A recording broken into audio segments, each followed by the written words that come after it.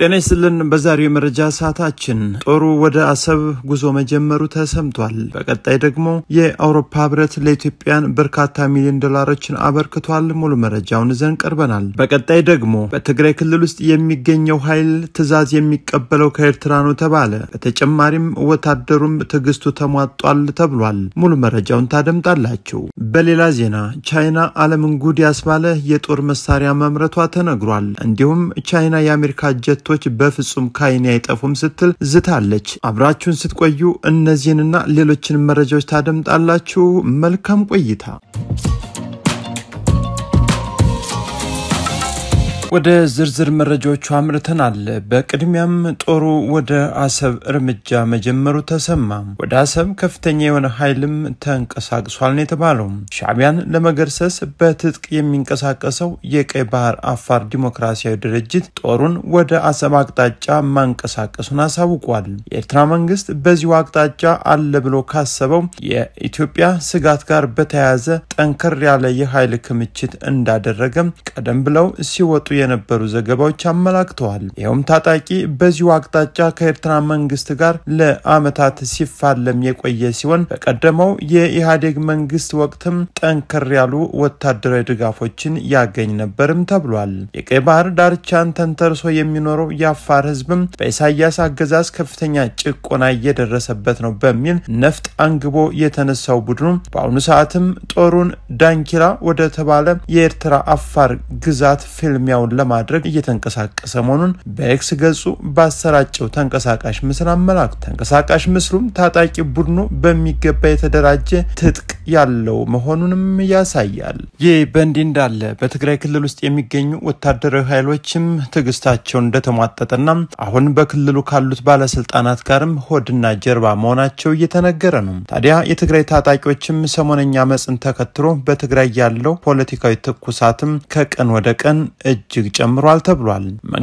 መንግስት አስተያየት ለመስጠት በተቆጠበበት በዚህ የሰራዊት አመጽም ብዙ አስተያየቶች እየተሰጡ ነው። አምባሳደር ሱሌማን ደደፎም የሰጡት አስተያየት ከባለስልጣናቶች አንዱ ብቻ የሚጠቀሱ ነው። በሶማሊያ የኢትዮጵያ አምባሳደር ሱሌማን ደደፎም በህወሓት ታጣቂዎችና በድርጅቱ አመራር መካከል ከፍተኛ ለመግባባቶች ተፈጥሮ አመጽ መቀስቀሱንም ድርጅቱ ሊበት ነው ተቃርቧል ብለዋል። አምባሳደሩ በኤክስ ገጻቸው ላይ ባሰፈሩት ጽሁፍም የትግራይ ህዝብም ሆነ የድርጅቱ ታጣቂ ኃይል በህወሓት አመራር ላይ ትግስትና ተስፋው ተሟጧልም ብለዋል።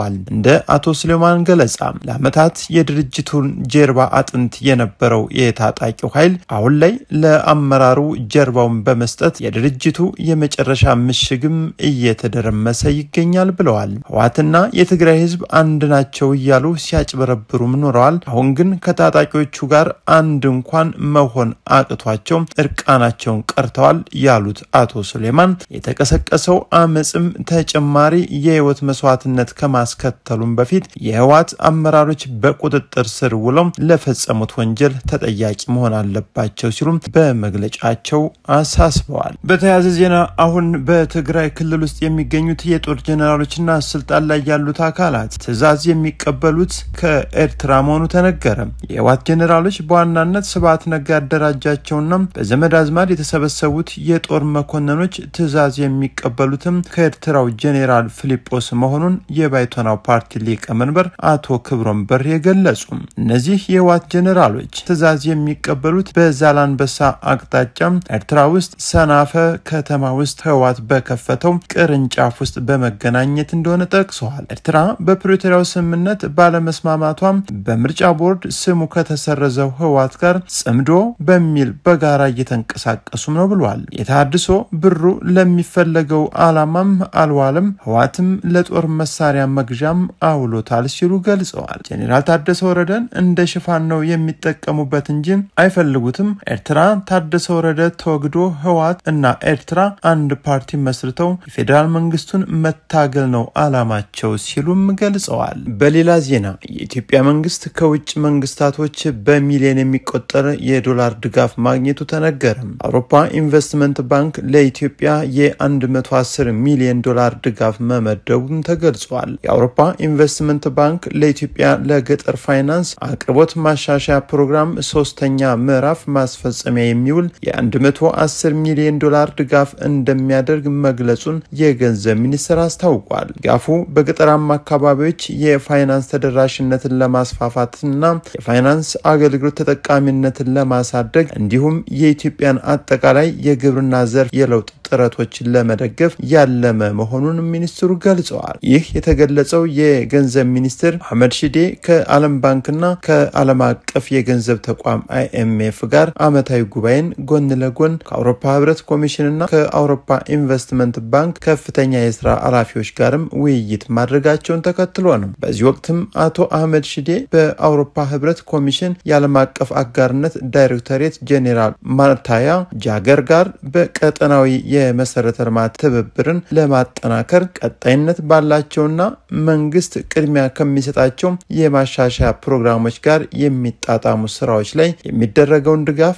አስመልክተው ተወያይተዋል። ሚኒስትሩ በተጨማሪም ከአውሮፓ ኢንቨስትመንት ባንክ ጋር የዓለም አቀፍ አጋርነት ዳይሬክተር ከሆኑት ቱራያ ትርኪን ጋር ተገናኝተው የተወያዩም ሲሆን በዚህ ወቅትም ባንኩ በኢትዮጵያ በአነስተኛና መካከለኛ ኢንተርፕራይዞች በንጹህ መጠጥ ውሃ እንዲሁም በሴቶች የስራ ዕድል ፈጠራ እያደረገ ላለው ድጋፍ ምስጋና አቅርበዋል። ባንኩም በቀጣይም በገጠር አካታችና ዘላቂ የኢኮኖሚ ልማት እንዲሁም በማኑፋክቸሪንግ ዘርፍ ድጋፍ እንደሚያደርግም ጠይቀዋል። በመጨረሻም የውጭ መረጃ ቻይና የአሜሪካን ጀቶች በፍጹም ከዓይን ሊሰወሩ እንዳይችሉ የሚያደርግ ራዳር ማምረት ችያለው ማለቷ ተሰምቷል። ቻይና እንደ ዩናይትድ ስቴትስ F-22 ራፕተር እና F-35 የመሳሰሉትን የማይታዩ ተዋጊ ጀቶችን መከታተል የሚያስችላትን እጅግ በጣም ሚስጥራዊ የሆነ የነጠላ ፎቶን መመርመሪያዎችን በጅምላ ለማምረት ችያለው ስትል አስታውቃለች። በአሁኑ ግዛትም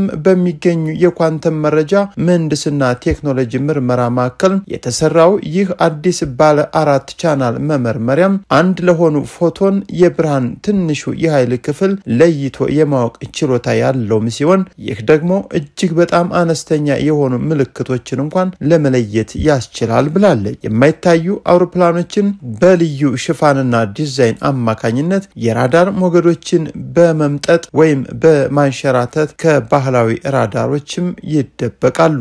ይህ አዲስ ቴክኖሎጂ ግን የተለየ ነው። የኳንተም ራዳሮች ፎቶዎችንም ይልካሉ። እነዚህ ፎቶዎች አውሮፕላኑን ሲመቱ የነበራቸው ባህሪ ይለወጣል።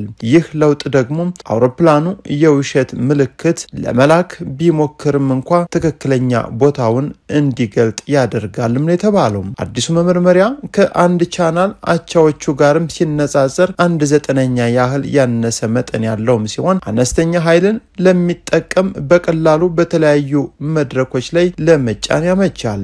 ይህ ቴክኖሎጂ ግን ለአሜሪካ 6ኛ ትውልድ ተዋጊ ጀቶች ልማት እቅዶች አዲስ ስጋት ሊፈጥር እንደሚችልም እየተነገረ ነው። በሌላ ዜና የፈረንሳዩ BNP ፓሪባስ ዩናይትድ ስቴትስ ሱዳን ላይ የጣለችውን ማዕቀብ በመተላለፍ በሰጠው የባንክ አገልግሎት የኦማር አልበሽር መንግስት የዘር ማጥፋት እንዲፈጽም ረድቷል በሚል በአሜሪካ ፍርድ ቤት ጥፋተኛ ተባለ። በኒውዮርክ የማንሃታን ፍርድ ቤት ጉዳዩን በተመለከተም ችሎት ባንኩ ለ3 የሱዳን ከሳሾች 20.5 ሚሊዮን ዶላር እንዲከፍልም በይኗል።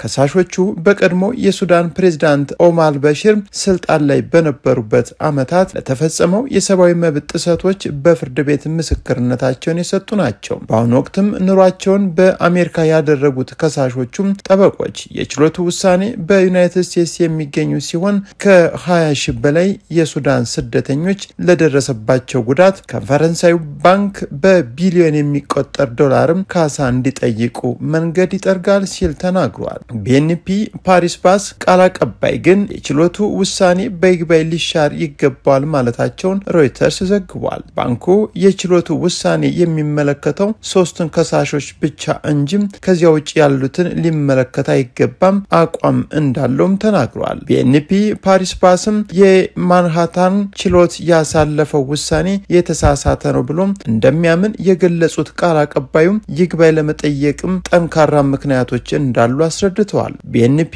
ፓሪባስ ጥፋተኛ የተባለው የቀረበበት ክስ ውድቅ እንዲደረግ ባለፈው ዓመትም ያቀረበው ጥያቄ ውድቅ ሆኖ 5 ሳምንታት ከፈጀ የፍርድ ቤት ክርክር በኋላ ነው። ለዛሬ ያዘጋጀንላችሁ መረጃዎቻችን በዚህ ጨረስን። መልካም ጊዜ